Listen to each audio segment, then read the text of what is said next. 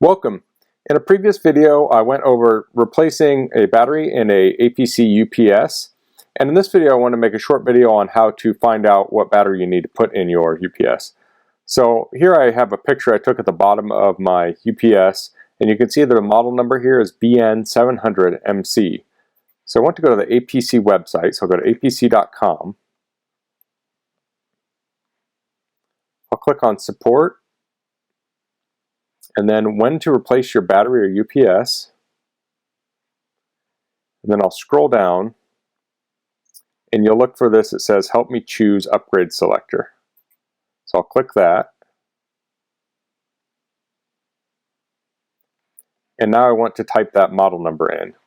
So it was BN700MC.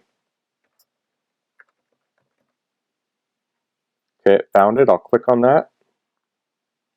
And you'll see it says APC replacement battery cartridge 17.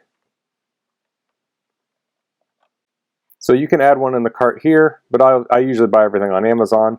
So I'll go into another browser here. I have Amazon up, and I'll just type like APC UPS RBC 17.